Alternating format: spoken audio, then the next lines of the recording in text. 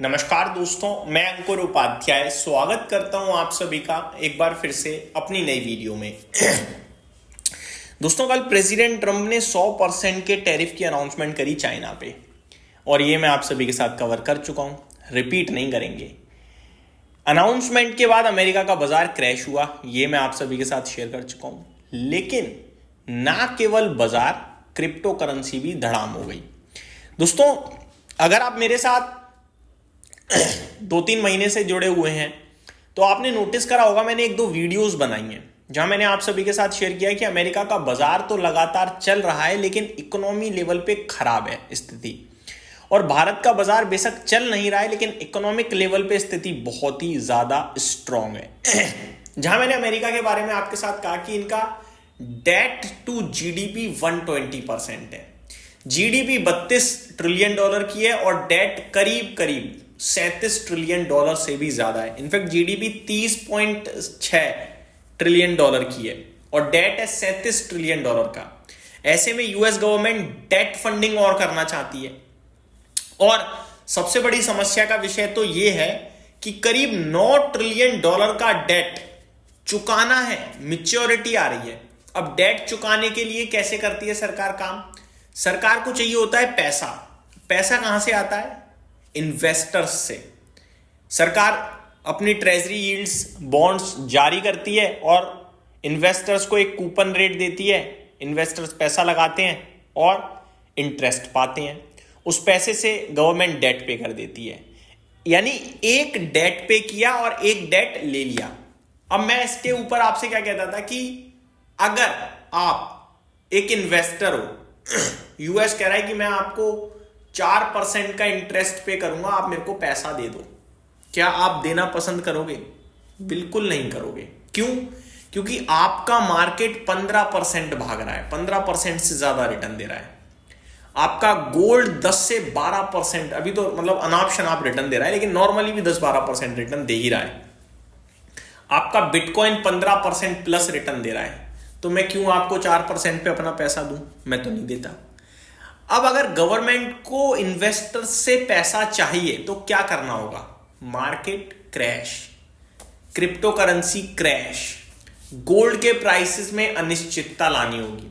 अब ये सब कैसे आएगा, कब आएगा, किसी को नहीं पता था। लेकिन सरकार को पैसा तो तभी मिलेगा जब यहां पैसा नहीं बनेगा, क्योंकि तब इन्वेस्टर क्या करेगा कि चलो सेफ खेलते हैं, सरकार को दे देते हैं और बॉन्ड से पैसा बनाते हैं। बॉन्ड्स या भारत के लेवल पे मैं बोलूं तो एफडी में आप पैसा कब डालते हो?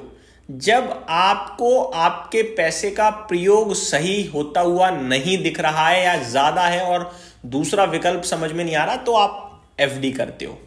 ऐसे तो है नहीं कि आपको एक तरफ ज्यादा रिटर्न मिलने फिर भी एफडी कर दो, नहीं करोगे।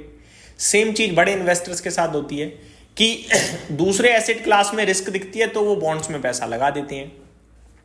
कल टैरिफ की अनाउंसमेंट जैसे ही हुई, अमेरिका का बाजार टूटा।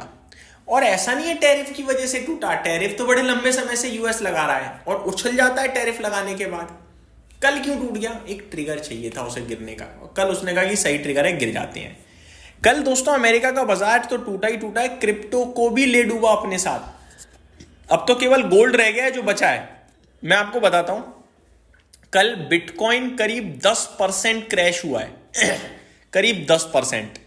ठीक है, अभी भी मैं यहां पे देख पा रहा हूं बिटकॉइन की जो वैल्यू है वो करीब 99,24,000 के समथिंग दिख रही है।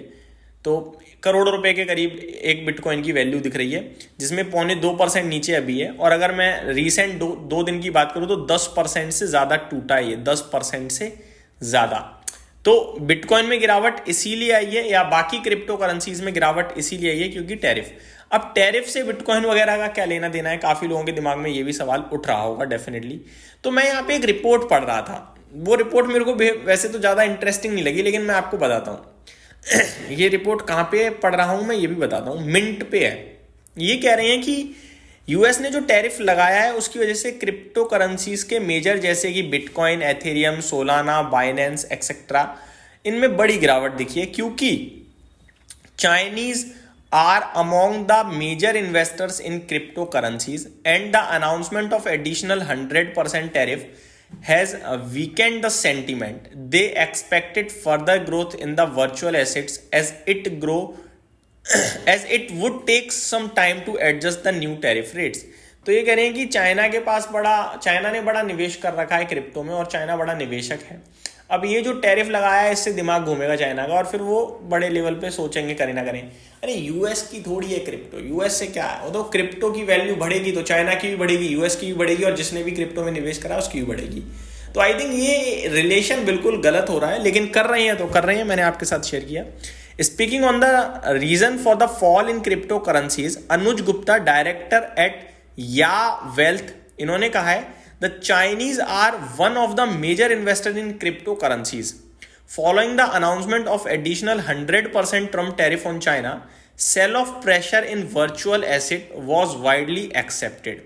So this fall is one of the expected lines, and we are expecting some more selling, especially on Bitcoin, Ethereum, Solana and Binance, as it attracts a big chunk of Chinese investment. तो ये कह रहे हैं कि China यहाँ पे बड़ा निवेश करके बैठा है, तो और सेलिंग भी आ सकती है। तो ये कारण बताया गया है क्रिप्टो करेंसी में गिरावट का।